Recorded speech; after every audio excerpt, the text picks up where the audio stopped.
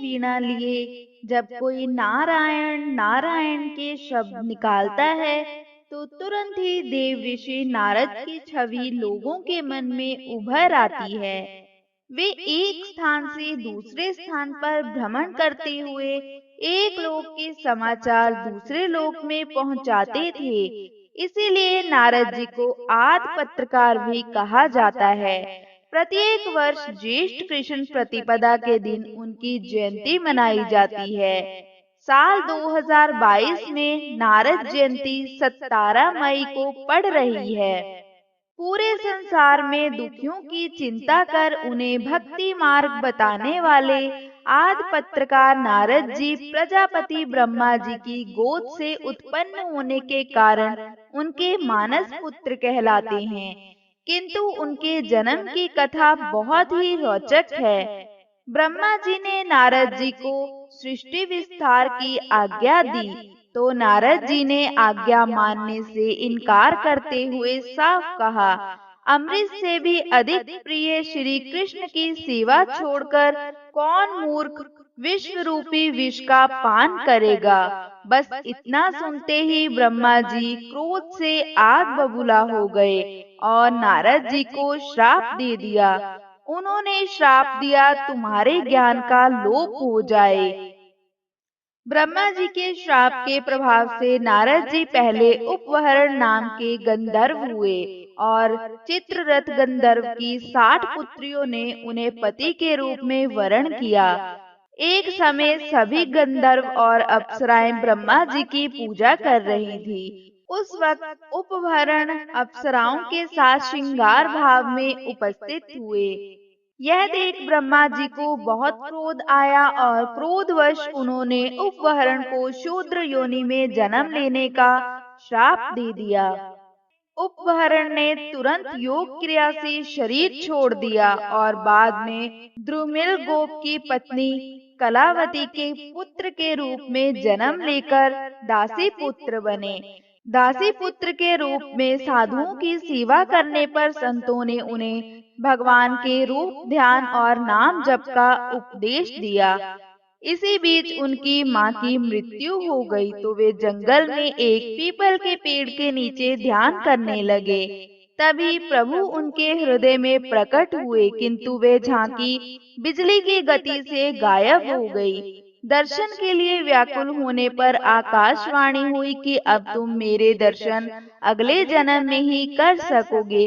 इसके बाद आयु पूरी होने पर उस दासी पुत्र की मृत्यु हो गई और फिर ब्रह्मा जी के मानस पुत्र के रूप में जन्म हुआ। तब से वे वीणा बजाकर प्रभु का गुणगान कर रहे हैं। वे जब सच्चे मन से प्रभु को पुकारते हैं तो चित्त में तुरंत ही भगवान प्रकट हो जाते हैं। नारद जी को भगवान विष्णु का परम भक्त माना जाता है। उनका मुख्य उद्देश्य भक्त की पुकार को भगवान विष्णु तक पहुंचाना है। नार शब्द का अर्थ जल होता है। ये सभी को जल दान, ज्ञान दान व तर्पण करने में मदद करने के कारण नारद कहलाए। नारद जयंती का बड़ा ही महत्व है। ऐसा नहीं है कि सिर्फ ईश्वर ही मनुष्य को उसके कर्मों की सजा देते हैं या जन्म मरण निर्धारित करते हैं। कई बार भगवान को अच्छे कार्य करने पर भी श्रापित होना पड़ा है। भगवान ने अनेक कष्ट सहकर भी स्वयं को मिले इन श्राप को सहा है ताकि यह श्राप देने वाले व्यक्तियों का मान बना रहे। ऐसी ही एक घटना नारद मुनि से जुड़ी है जब उन्होंने श्री हरि विष्णु को श्राप दिया था। नारद मुनि भगवान विष्णु की भक्ति में साधना करने बैठ गए। ज्ञानी ध्यानी नारद मुनि को तप करते देख देवराज इंद्र को लगा कि कहीं नारद मुनि अपने तप के बल पर स्वर्ग की प्राप्ति तो नहीं करना चाहते। इस पर उन्होंने कामदेव को स्वर्ग की अप्सराओं के साथ नारद मुनि का तप भंग करने के लिए भेजा, लेकिन नारद मुनि पर कामदेव की माया का कोई प्रभाव नहीं हुआ। तब डरते हुए कामदेव ने नारद जी से क्षमा मांगी और स्वर्ग को लौट गए।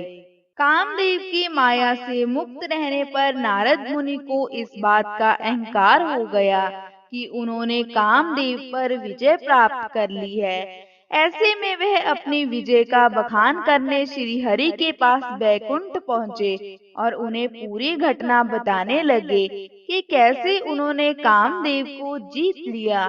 श्री हरि विष्णु नारद जी के मन में आ चुके इस अहंकार को जान गए और उन्होंने अपने परम प्रिय नारद मुनि को अहंकार से मुक्त करने का निश्चय किया।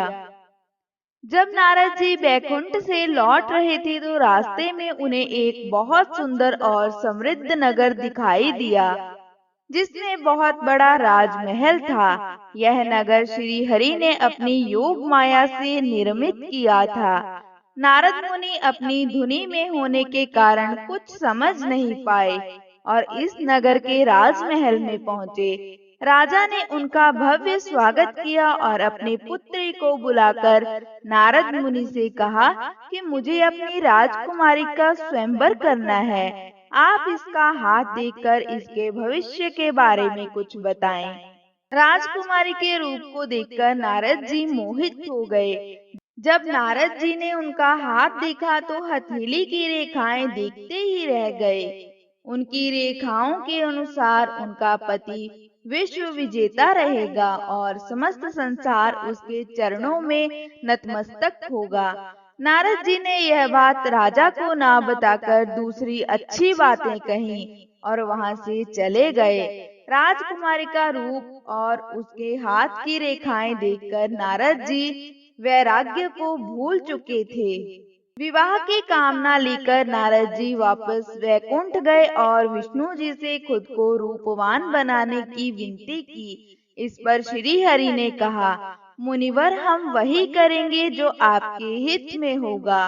नारद जी ने उनकी बात के मर्म को नहीं समझा और विवाह के विचार में खोए हुए वैकुंठ से लौटकर राजकुमारी के स्वयंवर में चले गए। उन्हें लग रहा था कि अब तो वह बेहद रूपवान हो गए हैं और राजकुमारी अब उनके ही गले में वरमाला डालेगी। लेकिन राजकुमारी ने एक अन्य राजकुमार के गले में वरमाला डाल दी और नारद मुनि की तरफ देखा तक नहीं। नारद जी को लगा श्री हरि ने मुझे रूपवान बनाया, फिर भी राजकुमारी ने मुझे देखा भी नहीं। इन विचारों के साथ उन्होंने जल में अपना चेहरा देखा तो आश्चर्यचकित रह गए।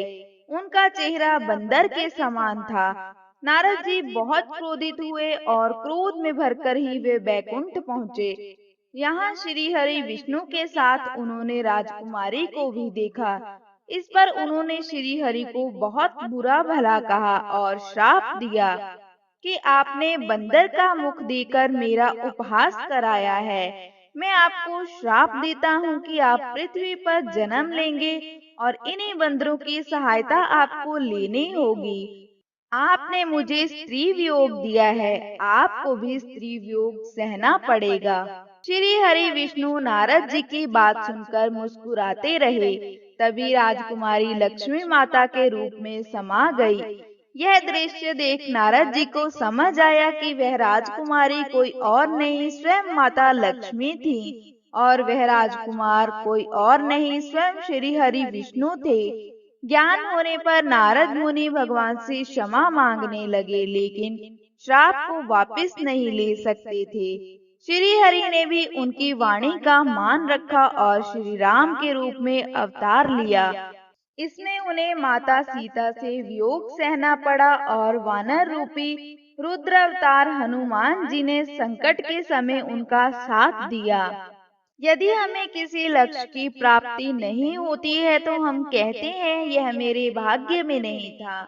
वहीं कुछ लोग मानते हैं कि कर्म से बढ़कर कुछ नहीं है।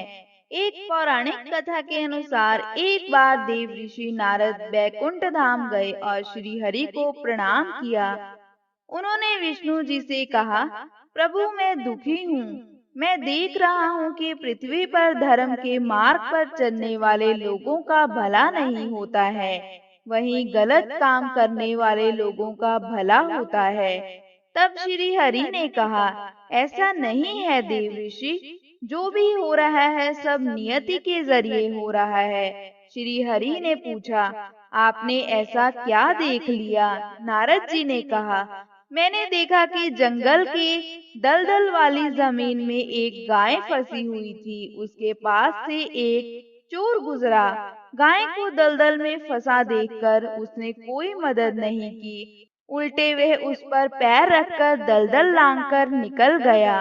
आगे जाकर चोर को सोने की मोहरों से भरी एक थैली मिली। थोड़ी देर बाद वहां से एक वृद्ध साधु गुजरे। उन्होंने गाय को बचाने की पूरी कोशिश की। मैंने देखा कि गाय को दलदल से निकालने के बाद वह साधु आगे गया तो एक गड्ढे में गिर गया। यह कौन सा न्याय हुआ? नारद जी की बात सुन लेने के बाद प्रभु बोले, जो चोर गाय पर पैर रखकर भाग गया था उसकी किस्मत में तो एक खजाना था, लेकिन उसके इस पाप के कारण उसे केवल कुछ मोहरें ही मिली। वहीं उस साधु को गड्ढे में इसलिए गिरना पड़ा क्योंकि उसके भाग्य में मृत्यु लिखी थी। गाय को बचाने के कारण उसके पुण्य बढ़ गए और उसकी मृत्यु एक छोटी सी चोट में बदल गई। आपको ये मानना पड़ेगा कि इंसान के कर्म से उसका भाग्य तय होता है, इसीलिए सदैव अच्छे कर्म करने चाहिए।